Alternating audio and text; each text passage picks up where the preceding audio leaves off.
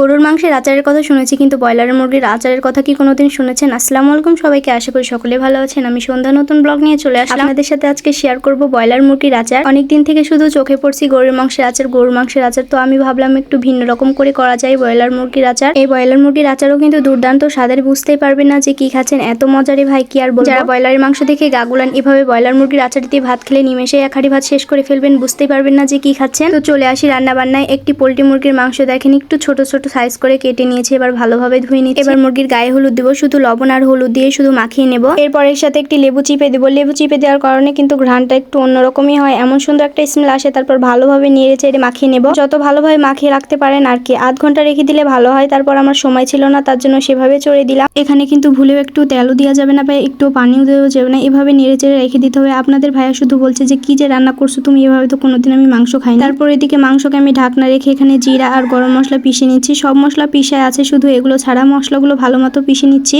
পিষতে পিষতে এদিকে দেখেন কতগুলো পানি বের হয়ে গেছে, এগুলো কিন্তু ব্রয়লার মাংসরই পানি। এগুলো পানি মরে গেলে আমি সুন্দর মতো ঢেলে নিব। তারপর দেখেন কালারটা কেমন হয়েছে। আপনাদের ভাইয়া তো শুধু বকছে যে কি যে রান্না করছে, এগুলো তো খাওয়া যাবে না, দেখেই তো কেমন লাগছে আর খেতে কেমন লাগবে। তারপর আমি কড়াইটা জুড়ে দিয়ে আবার কড়াইয়ের উপর তেল দিয়ে দিলাম। এবার তেলটা ভালো মতো গরম করতে হবে। তারপরে এই ব্রয়লার মুরগির মাংসটা দিয়ে দিব, আর দিয়ে দেওয়ার পর ভালো মতো ভেজে নিতে হবে। এমনিতেই সিদ্ধ হয়ে গেছে, তারপর একটু লাল লাল করে ভেজে নিলে কিন্তু আরো বেশি মজাদার হয়। আর মাটির চুলার রান্না তো বেস্ট, মাটির চুলার রান্না খেতে কার না ভালো লাগে বলেন। সব ঠিকঠাক করে রেখেছি। আস্তে আস্তে দেখেন কালারটা চেঞ্জ হচ্ছে, মাংসের কালার কত সুন্দর লাগছে। এভাবেই কিন্তু ভাত দিয়ে খাওয়া যাবে। এতক্ষণ বলছিল যে খাওয়া যাবে না, আর এখন কালারটা দেখে বলছে এভাবেই মনে হয় আমি ভাত দিয়ে খেয়ে নিই, এমন লাগছে। আপনাদের ভাইয়া এটাই বলছে। আর দেখেন কালারটা মাশাআল্লাহ দারুণ হয়েছে, লাল লাল করে একদম ভেজে নিয়েছি। ছোট ছোট পিস করে কাটার কারণে কিন্তু আরো বেশি ভালো হয়েছে ভাজাটা। তারপর পেঁয়াজ বেরেস্তার জন্য আমি কিছু পেঁয়াজ ভেজে নিলাম, বেরেস্তা করে রাখলাম আলাদা। তারপর এদিকে মশলা ভুনাইতে লাগলাম একটু পেঁয়াজ। মাংস ভুনাতে যা যা মশলা লাগে সব ধরনের মশলাই দিয়েছি। আমাদের কিন্তু গুঁড়া মশলা দিয়ে রান্না করি না, এখানে বাটা মশলা দিয়ে রান্না করি। সবগুলো মশলা দিয়ে কিন্তু ভালো করে ভুনাতে হবে, যত ভুনাবেন তত স্বাদ। যে কোনো তরকারিতে মশলা আপনি যত ভালো করে ভুনাবেন ততই কিন্তু স্বাদ। এদিকে যেহেতু আচার করবো সেহেতু তো শুকনো মরিচ না দিলে চলেই না। তারপরে একটু আমি শুকনো মরিচ দিয়ে দিলাম 4-5টা। তারপর মশলা ভুনানো হয়ে গেলে মাংসগুলো দিয়ে দিলাম। আর কালারটা যা জোশ হয়েছে দেখেই তো আপনারা বুঝতে পারছেন যে কেমন হয়েছে। আর যে জিনিস দেখতে ভালো লাগে সেটা তো খেতে মাশাআল্লাহ। আবার ভাজা ভাজা করে নেড়ে নিতে হবে, যতক্ষণ না শুকনো শুকনো হবে ততক্ষণ কিন্তু নাড়তেই থাকতে হবে। এদিকে কিন্তু আগে আমার সিদ্ধ হয়ে গেছিল, তার জন্য কোনো রকম পানি ব্যবহার করব না। যেহেতু আগে থেকে মাংসটা সিদ্ধ হয়ে গেছিল তার জন্য কোনো রকম পানি ব্যবহার করা লাগছে না। উপর থেকে যখন তেল উঠা ভাব হয়ে আসবে তারপর আমি নামিয়ে নেব। আর কালারটা যা আসছে আর স্মেলটা যা আসছে, লেবু দেওয়ার জন্য আরেকটা সুন্দর স্মেল আসছে। দেখেন ফাইনালি লুকটা কেমন হয়েছে।